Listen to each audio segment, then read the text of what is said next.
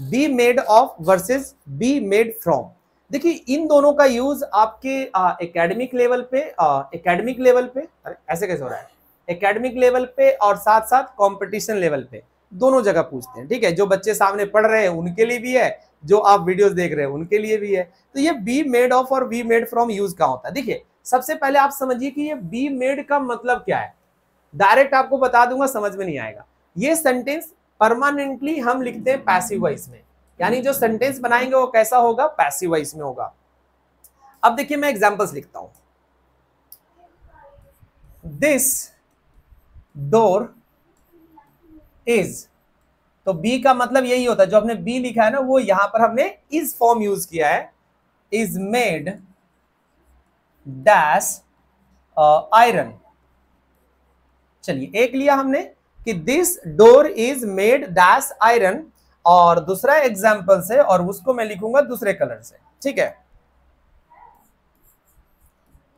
This wine is made dash grapes.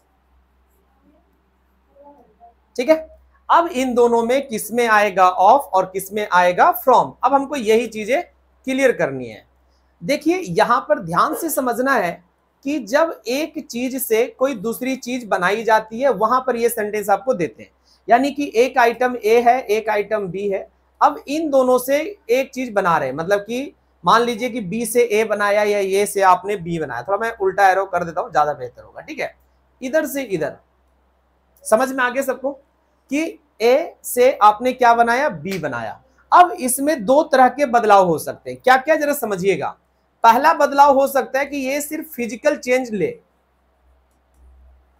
यानी इसमें सिर्फ क्या बदल जाए, फिजिकल बदलाव आ जाए। ठीक है, सिर्फ फिजिकल बदलाव आ जाए।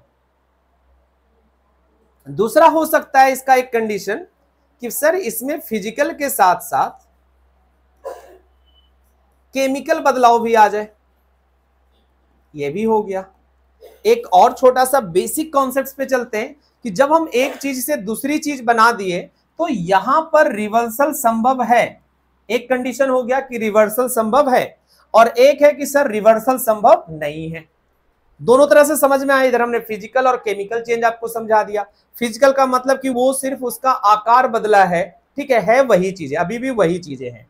और फिजिकल प्लस केमिकल का मतलब कि उसके अंदर केमिकल चेंज भी आए हैं। अब वो चीजें नहीं है, अब उसको हम कह नहीं सकते उसको। ठीक है, तो सेम तरीके से वही कॉन्सेप्ट है, यानी रिवर्सल मौजूद है तो मतलब सिर्फ उसमें फिजिकल चेंज आया है, और जिसमें रिवर्सल मौजूद नहीं है मतलब वो पूरी तरीके से नया हो गया है, उसमें बदलाव या वापस आने का कोई गुंजाइश नहीं है। तो ये चीजें हमें समझ में आया कि जब हम एक आइटम से दूसरी आइटम बनाते हैं। तो आइए अब यहां पर समझते हैं कि लोहे से आपने क्या बना दिया है, दरवाजा बना दिया है। अब सबसे पहले इस एरो को देखिए, यानी आयरन से हमने क्या बना दिया, दरवाजा बना दिया। ठीक है, अब देखिए क्या दरवाजे से वापस आयरन बनाना संभव है? इमेजिन कीजिए, अब हम दरवाजे को देखिए एक आकार दे दिया जाता है, उसमें लाइक इंपॉर्टेंट जो चीज होते हैं वो लगा दिए जाते हैं, हैंडल वगैरह लगा दिया जाता है। तो अब जो ऑलरेडी पहले लोहा था वो दरवाजे के रूप में आ गया, बट दरवाजा बनने के बाद भी उसको हम लकड़ी नहीं कह रहे हैं, उसको भी अभी हम लोहा कह रहे हैं, यानी उसमें सिर्फ फिजिकल बदलाव उसका हुआ है। तो यहां पे इस केस में आएगा ऑफ, यानी जहां पर सिर्फ उसके आप अपीयरेंस को चेंज किए हैं। ठीक है, वो केमिकली नहीं बदला है, अभी भी वो सेम चीज है जिस चीज से वो बदल के आया है। दूसरा आता है कि this wine is made grapes. अब देखिएगा कि ग्रेप्स से हमने बना दिया वाइन। ठीक है, क्या वाइन से वापस ग्रेप्स बनाना संभव है? तो जवाब आएगा सर नहीं संभव है सर।